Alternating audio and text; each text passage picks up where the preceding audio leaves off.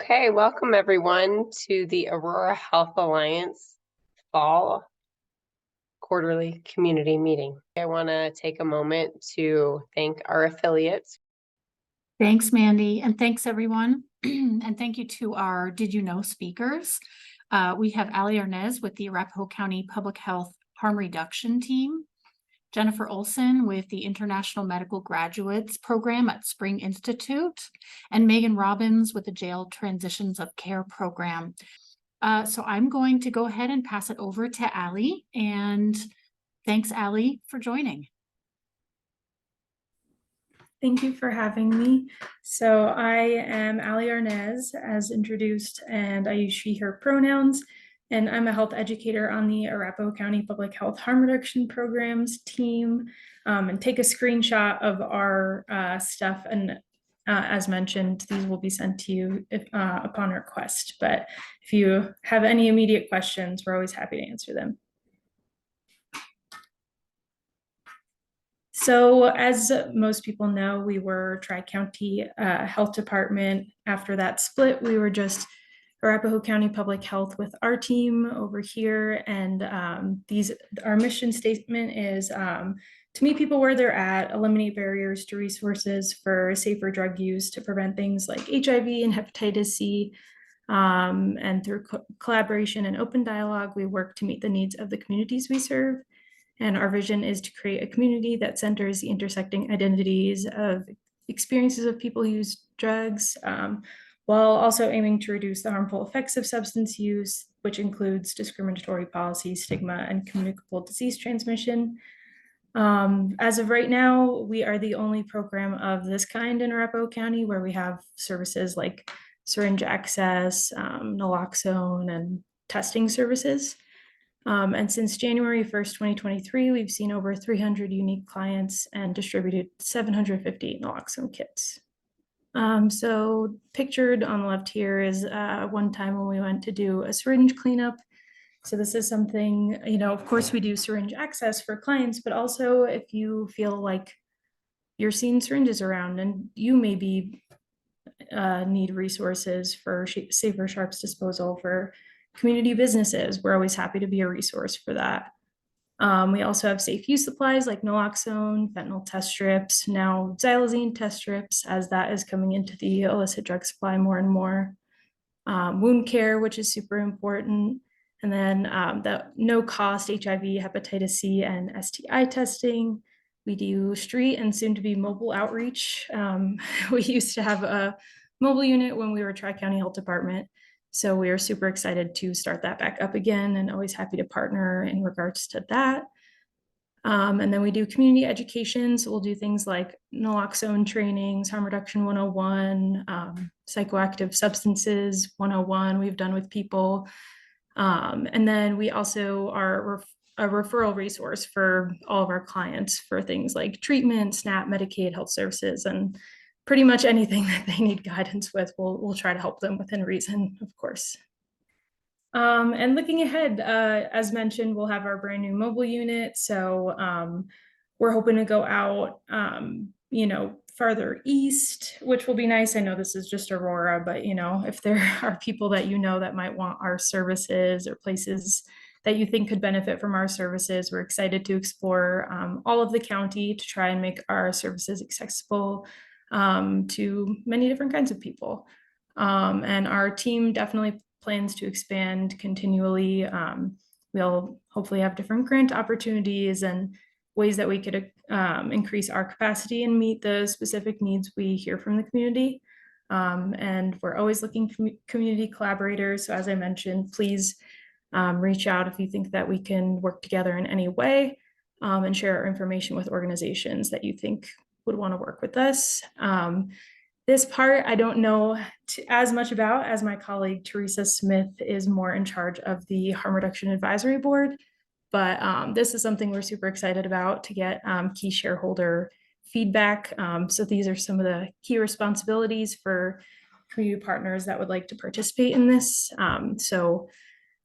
Providing guidance to us and reviewing things for us, providing feedback, assisting in evaluating how our program is working. So we're really looking to make, community partners more involved in how our program benefits the community and public health overall.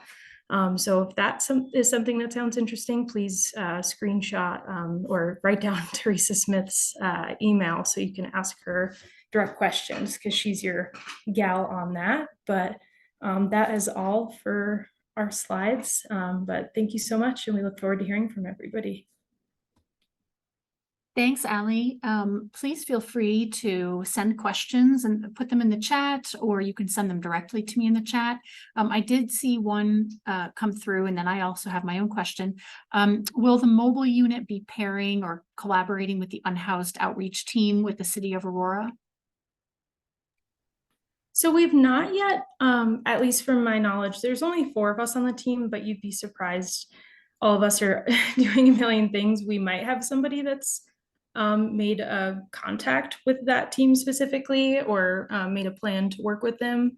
But we would love to. We're happy to collaborate with people doing like very similar work with us. And yeah, I bet that team could be super informative and helpful to us. So I will find a way to work with them. Thank you. And then you mentioned, I believe it was the naloxone training.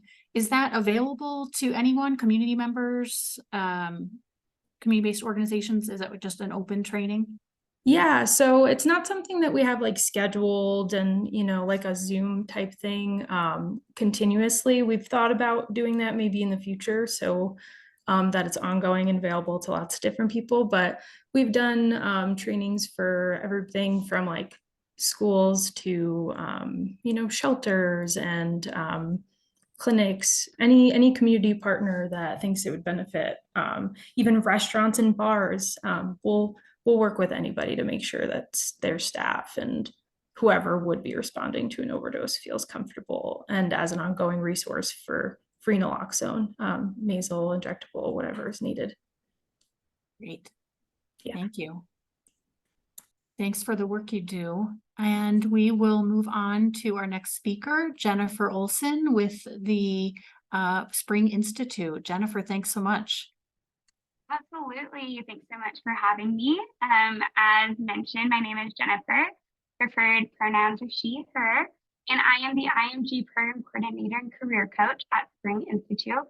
So Spring Institute does a variety of different services. We seek to empower people and organizations to succeed across languages and cultures. And we have programs from preschoolers all the way to older adults, covering English language access services to career coaching, to preschool enrollment, to advocacy efforts.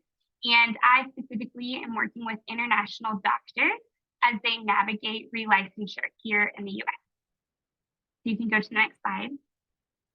So here's a couple statistics about the state of IMGs, which are known as international medical graduates. Any physician who has graduated from a medical school in another country, as in Colorado. So by 2030, Colorado could see a shortage of over 3,000 physicians. Colorado currently has 123 areas with healthcare shortages, whereas we also have over 3,000 immigrants whose health-related degrees are being underutilized.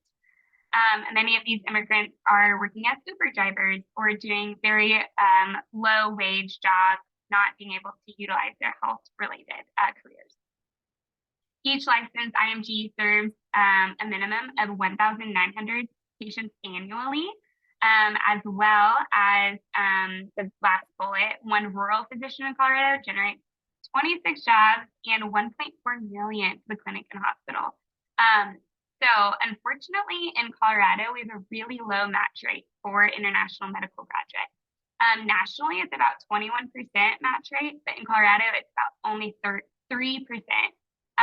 Therefore, we created with a task force and some other institutions a program called Colorado Works for International Physicians. So what Spring Institute does, we assist international medical graduates as they re-navigate MD relicensure in Colorado.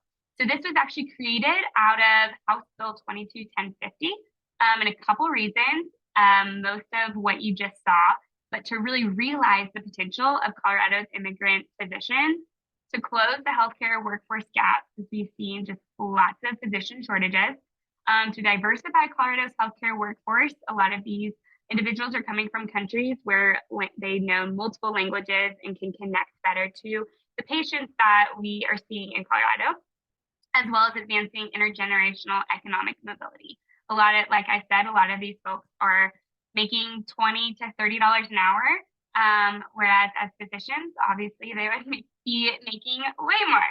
So that's another big key. So we have two sub-programs under Colorado Works for International Physicians. So we have the Spring Institute side, and then we also have a partnership with Denver Health. So on the Spring Institute side, this is what I am doing. We are taking 15 to 20 international medical graduates, and we are starting this in December. So this is a new program. I should have mentioned that earlier. So we're starting this in December.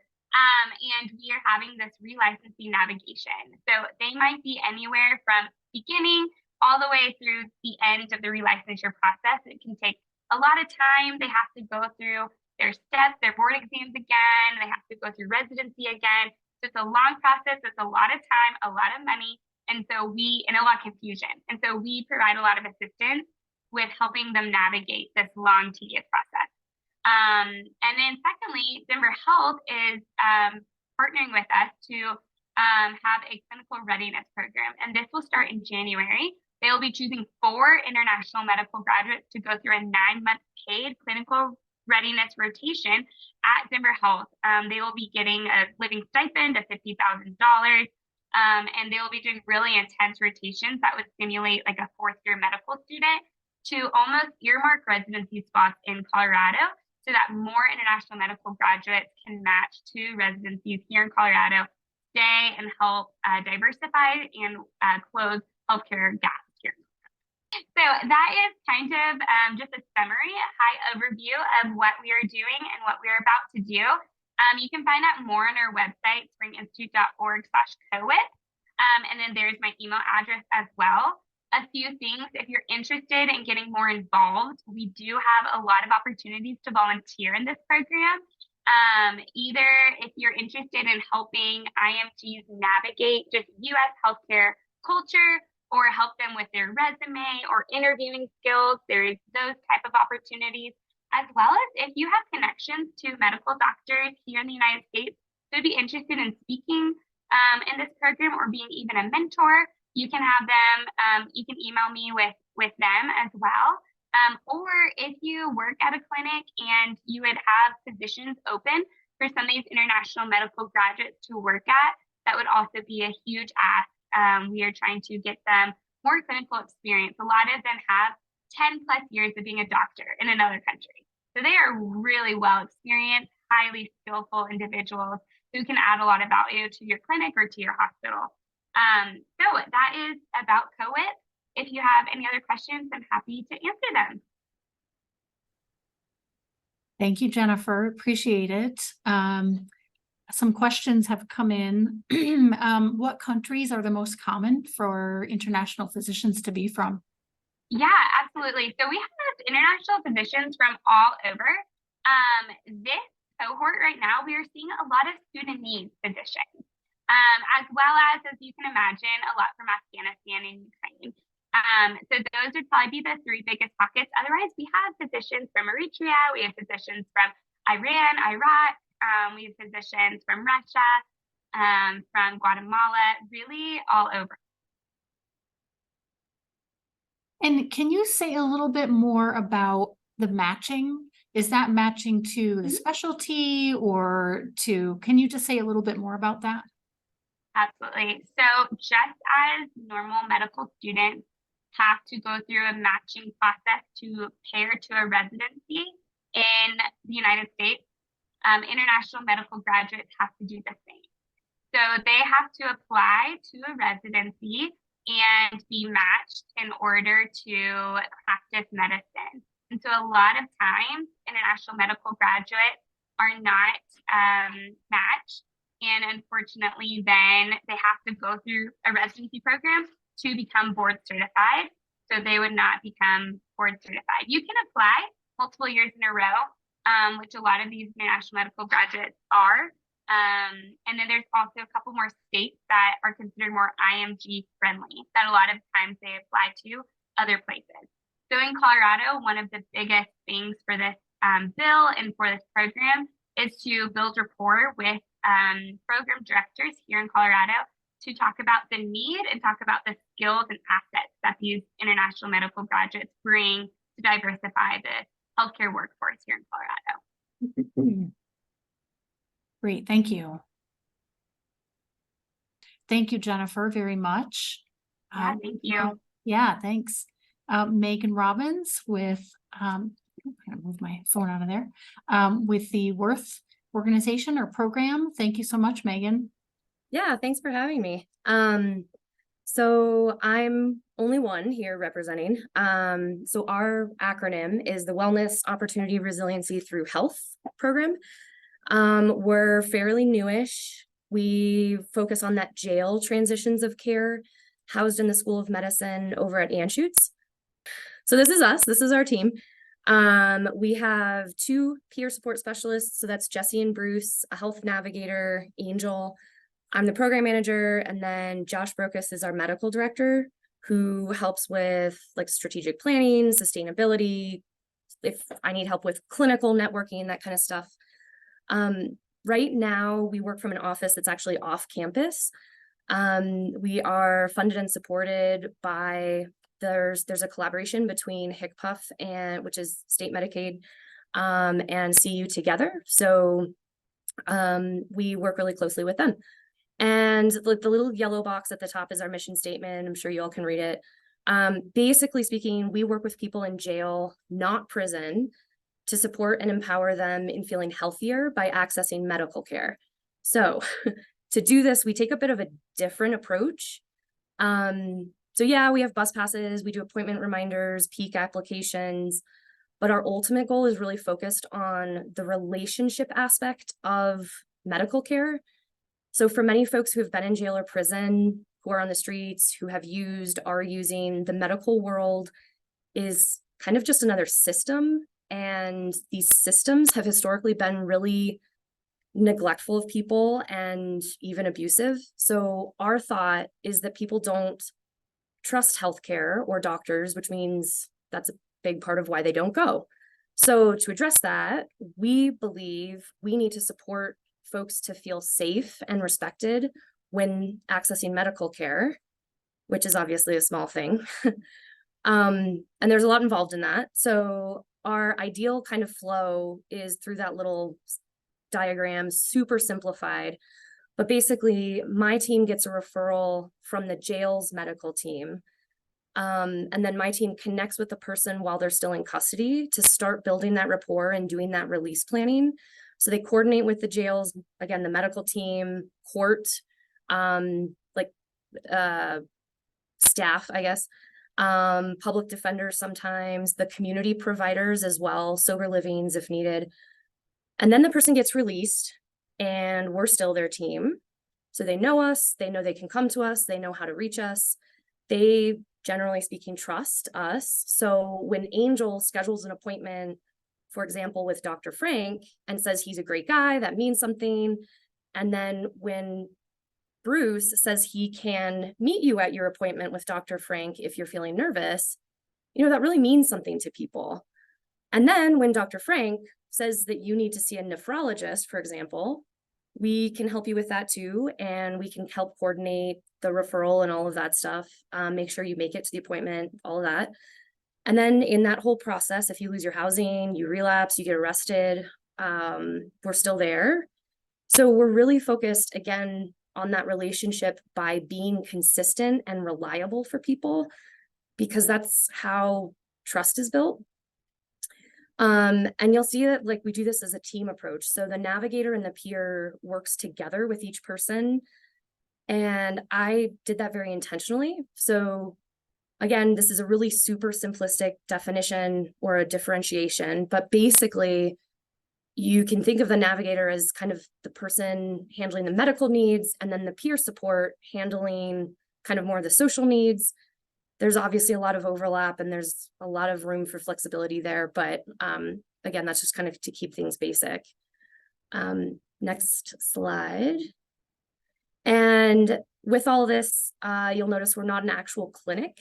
So again, that was really intentional. So we are clinic agnostic. We're building out a provider network that we call our Coalition of the Willing, to vet and kind of onboard clinicians who want to work with this population and who are willing to be trauma informed. And to me, that means, and I guess to our team, that means that these are physicians or clinicians who are really willing to be very communicative with us, very involved, but also really creative and adaptable. And when my team meets with folks, you know, my health angel, my health navigator, will go through and kind of create in a way like a safety plan of how to safely access medical care. And that plan will include communication and talking to the participant and the provider. So for example, if somebody has been really traumatized by the physical medical space, you know, Angel will kind of work through that with folks. And we've had situations where the clinician will send over photos of their exam rooms that we can then send to the participant and see if they feel comfortable going. We can arrange for someone to do telehealth first. We can arrange where there's no physical touching, and that, again, to have those conversations ahead of time with the provider to really be that trauma informed. And so we're not restricted to one health system or one geographic location like a zip code. We work really directly with the docs. They are able to kind of use us for like helping with them and like what they need help with to kind of provide care for folks too. So it's a very collaborative care team approach where, you know, not everything falls on the provider and not everything falls on the patient. And we're kind of the center of that kind of coordination. So, and we want to find as many of these providers as we possibly can. So we've got PCPs, dentists, therapists, you know, pharmacists, specialists. And right now, the left-hand column are the providers who are in kind of our like current network. And those on the right are the ones who we're working with to create a partnership with. And just a shameless plug that we're always looking for more folks who want to work with us in any sort of kind of clinical capacity. So reach out. So, and this is the last slide, but in a lot of arenas, especially healthcare, incarceration is one of the new kind of hot topic, well, like hot button topics or hot topics that a lot of folks are focused on. And I'm very thankful for that because it's completely needed. But I just wanted to point out a few things that kind of differentiate Worth from a lot of other programs. The first one, and I would say that this is probably the most critical one, is that we hire people who have been through similar experiences to the people we work with. So my team have all been through the jail prison system. They are in recovery. Some have been without housing, and they've all overcome that.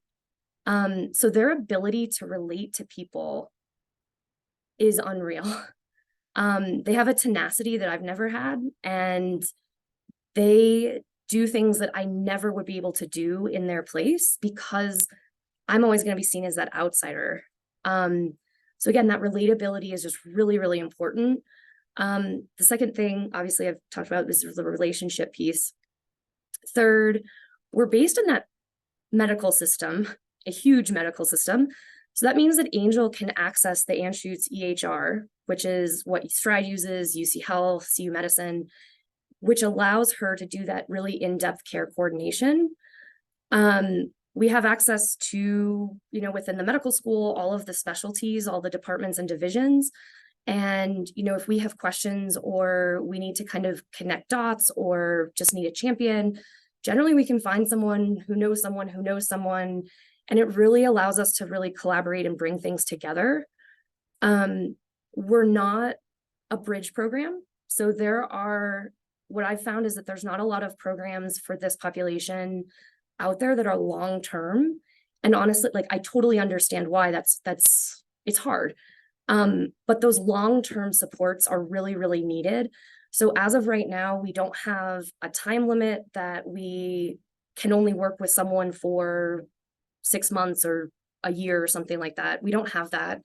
And it's really been beneficial, honestly.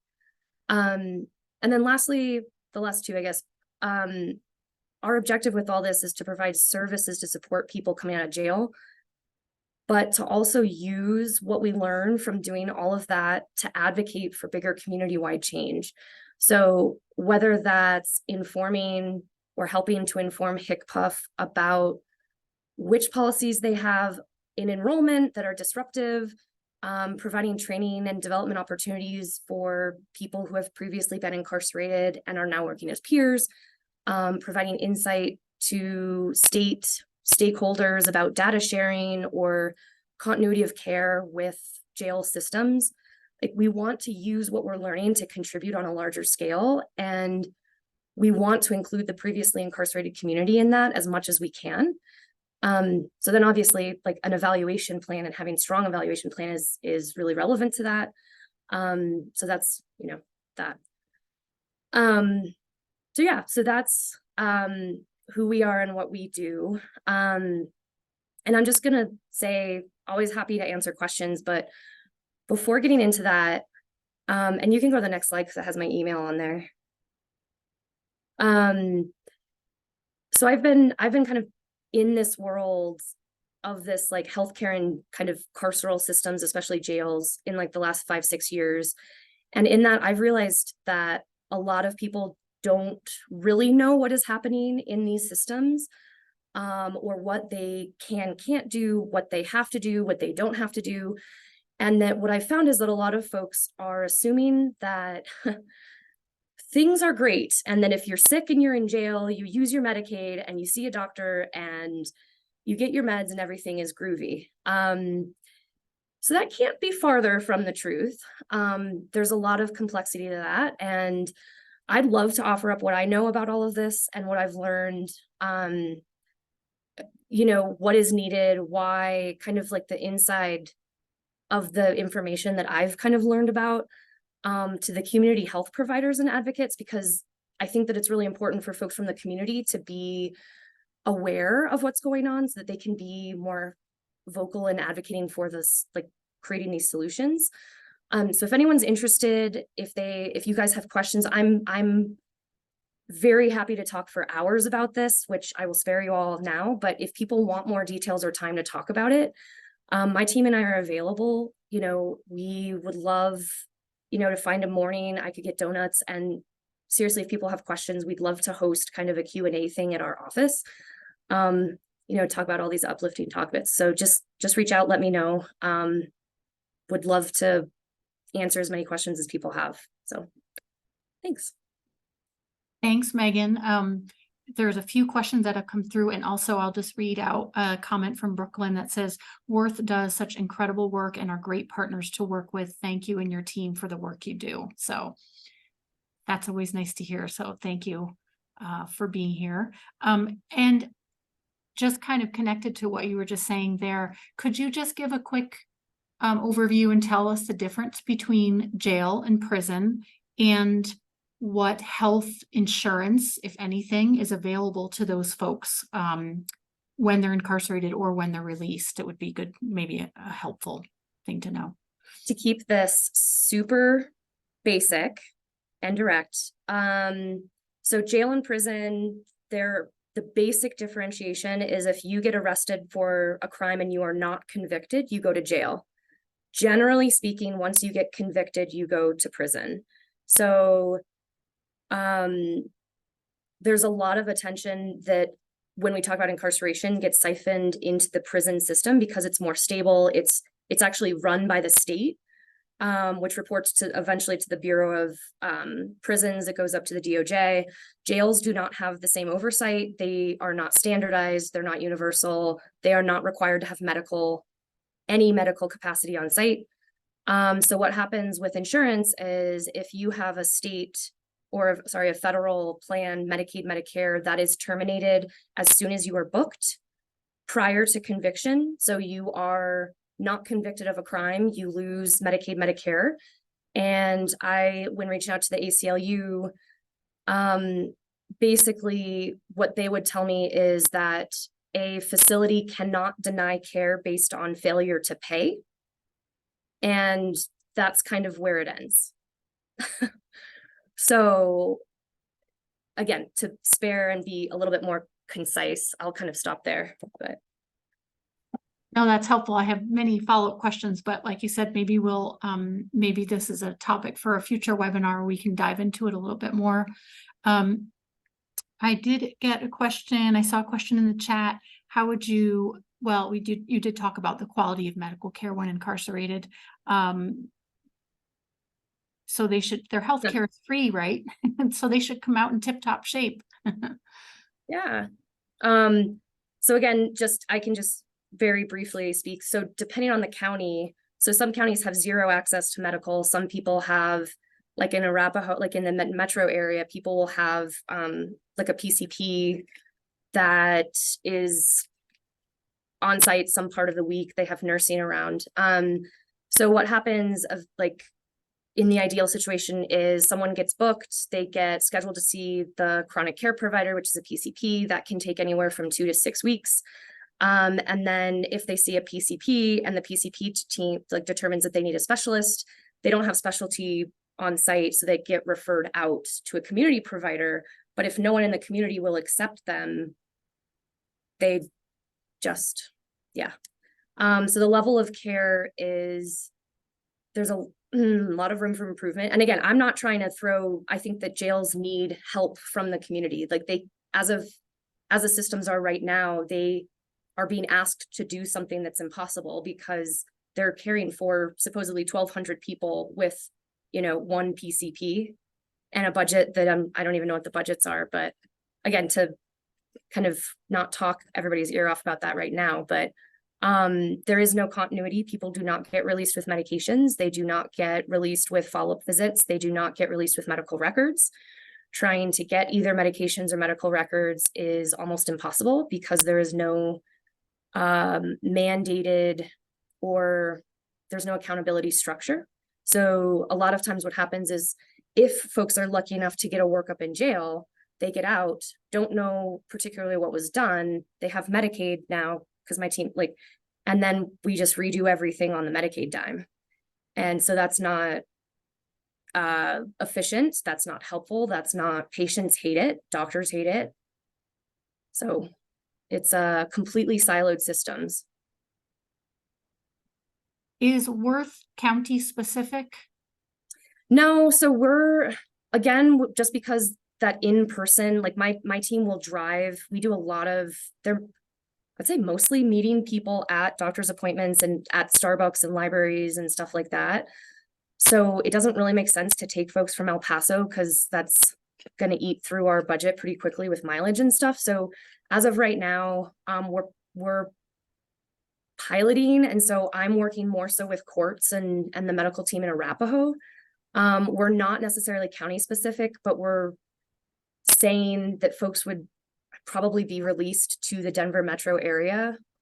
So if someone is in La Junta jail, I don't even know if La Junta has a jail, but if they have are down in the South, but then they're going to come up to Denver to see their family, or they want to get into treatment up here, which has happened before, we're happy to work with them. Sure. I have another 1 or 2 questions for you, and then we have some questions for the other speakers. So, and we've got some time, so I want to try and get to as many as we can. Let's see, so question around paying for medical visits, how that's paid for folks. So in big county kind of metro areas, the county sheriff's office will contract with a private medical vendor. So the facility is run by the county, the sheriff's office, and then the medical vendor is companies, if you've heard of WellPath or CoreCivic, Geo Group, NAFCare, they hold the medical contract. So all of the claims are reimbursed through them. Suppose we'll put that in quotes. The medical staff are all hired through them, and they all have their own closed EHR systems if they're electronic yet. So in theory, people are, again, if they're in the metro area, they're getting their care paid for technically through that WellPath contract. But for example, I was working with a gentleman a couple of years ago. He had pretty advanced AIDS. He was off meds. He got arrested and brought up to Grand County, where they have zero medical on site. So he had known me. And so the deputy was calling me and like, we don't know what to do with him. He's clearly very sick. At the time, they were literally visiting him in hazmat suits and hosing down his cell. And it, I was trying to arrange all these specialty providers. He didn't have a payer. So when he got sick enough, they brought him to the ER. The ER said, take him to outpatient. No outpatient would take him because he was in custody. He will get that bill. So there were days where he literally needed to monitor a fever, and they don't have medical on site. They would take him to an ER, which was like, why are you bringing him here? And then he would get the bill, which is completely legal. Like, that's how the system is working. To go back to the clinics and specialties that you work with, just to kind of bump that up again, what specialties, or are there specialties that are of most need that you'd like to partner with, that you're looking at? Ortho. There is a ton of ortho need in facial, hand, but there's a lot of folks, because we've got an aging population of jails and prisons. And so there's a lot of hips. There's a lot of folks that have lived like they've used their joints in their bodies. Not to mention, a lot of folks can only get jobs in construction industries. And so you see a lot of knee problems. As of right now, Arapahoe County Jail does not have a place to send people for foot and ankle. And then, so that is a huge need. GI, I've heard, is pretty big. We mostly get, neuro is a lot. We've connected with the neurology department. So we have support there. Psych is obviously, and that's on the list of the, hopefully getting a partnership there. I'd say, yeah, I would say ortho is like the shining star of golden, what's needed. General surgery. Great, thank you. Thanks, Megan. I know that we could probably, like you said, talk for much longer about the ins and outs of the system and the care. Thank you very much. Please feel free, folks, to send us some more questions. We can always send them to our speakers after the meeting. Jennifer is still there. We had a couple questions there for you around what hospitals in Aurora that you're connected to, or that you're looking for connections to, or other areas that you would love to have connections to. Let's see. Yeah, we don't currently have any really connections in Aurora right now. Our biggest connection, like I said, is Denver Health, that we have that partnership with. But if there are any clinics or hospitals, we are always looking to partner. I'm happy to have a conversation either virtually or in person about more of ways in which we can partner. So yeah. Thank you. And I feel like this could be a question for Allie, Jennifer, and Megan.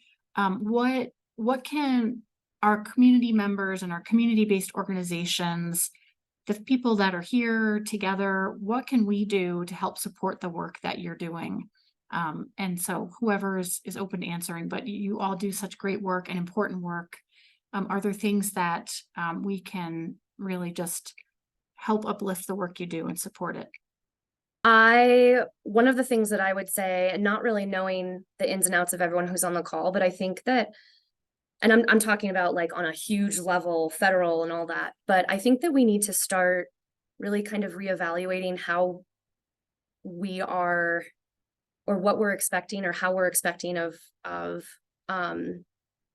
like, it, we'll be honest, like funding, like grants. So this idea of kind of expanding how we view metrics. And so, you know, just this whole, like, how many touches have you had? How many people have you seen? I think that that's really limiting as a program. And it really misses, because especially when, like, from my perspective, when we're talking about very, very complex human conditions and all of this, there needs to be a little bit more creativity and understanding when we kind of build out programs, talk about programs, evaluate programs, and that, yes, I want to be able to demonstrate that I'm successful, that we are successful. And I think that that's going to look different than a lot of the programs I've been in before, where it's literally just, we saw 150 people this year and we talked to them 4 times each time. I think we as a society need to kind of expand past that. And then I do think that within all of our healthcare communities, we need to start, and again, sorry, but like from my perspective, we need to start having a very diverse workforce, and we need to be looking at diversity more so away from just race and gender and sexual orientation. We need to start looking at, you know, previous housing statuses, disability statuses, just even neurodivergence, people who have different educational backgrounds. So I've, you know, been working with the campus's HR program, that our programs are benefited by having people in other programs who are hired from all of these different places, who have different experiences. That helps all of us.